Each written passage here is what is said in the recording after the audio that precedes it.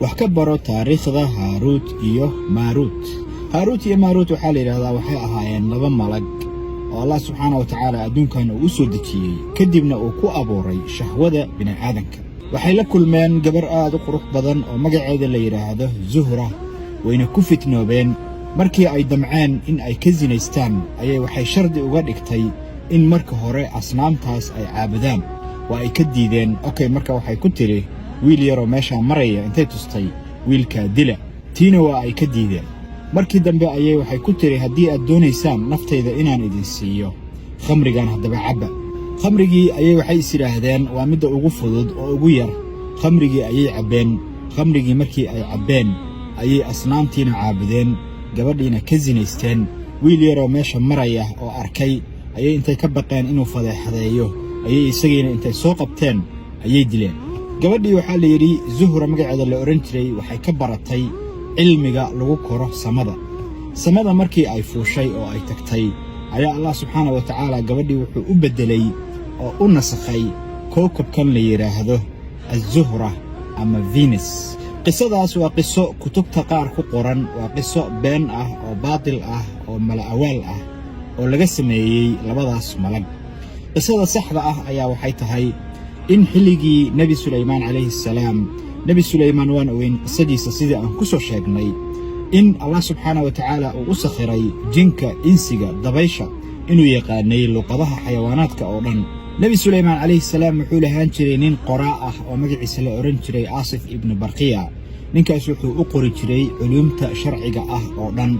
culuumtaas kitaabo ayaa lagu qori jiray. kadibna Nabi Suleymaan alayhi salaam si shaydaanka uu uga ilaaliyo kitaabadaas wuxuu ku duugi jiray carshigiisa hoostiisa. shayaadiintu ma aysan awoodi jirin Nabi Suleymaan carshigiisa ama kursigiisa inay u soo dhawaadaan intii uu noolaa. agtiisa markii ay yimaadaan ayay guban jireen. Nabi Suleymaan alayhi salaam markii Allah subhanahu wa ta'ala uu oofsaday ayay shayaadiintii waxay soo qufeen kitaabadii Nabi Suleymaan alayhi salaam. markaasay waxay ku dareen oo ka buuxiyeen sixir iyo faal iyo been abuur.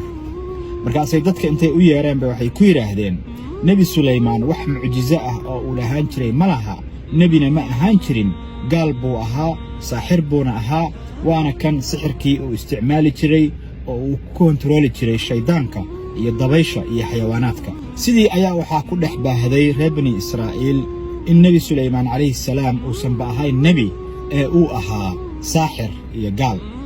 Allah subhanahu wa ta'ala markay taas ay dhacday ayaa waxa uu soo diray laba nin ama laba waxa la yiraahdaa jin oo shayaadiinta kamid ah, ama waxa la yiraahdaa waxay ahaayeen laba malag. khilaaf baa ka jira. magacooda la oran jiray Haaruut iyo Maaruut. wuxuu ku soo dejiyay magaalada la yiraahdo Baabil ee wadanka Ciraaq hadda loo yaqaan ku taala. Allah subhanahu wa ta'ala wuxuu soo diray labadaas malag ee Haaruut iyo Maaruut si dadka ay u baraan sixirku waxa uu yahay, iyagoona uga digaya inuu sixirku yahay fitno iyo gaalnimo, iyagoona u cadeynaya dadka farqiga u dhaxeeya sixirka iyo mucjizada rabbaaniga ah ee Allah subhanahu wa ta'ala uu siiyo ambiyadiisa. waqtigaas waxaa Ciraaq aad ugu baahay sixirka ugu badan oo dadka ay barayeenna wuxuu ahaa sixirka lagu kala kaxeeyo ninka iyo awradiisa. waxayna uga digayeen dadka sixirkaas oo qof walba markii ay baraan waxay u sheegayeen inuu yahay fitno iyo gaalnimo, uuna ka fogaado, uuna kala fahmo waxa Nabi Suleymaan alayhi salaam la siiyay in ay ahayd mucjizo ee aysan ahayn sixirkan ay bareen.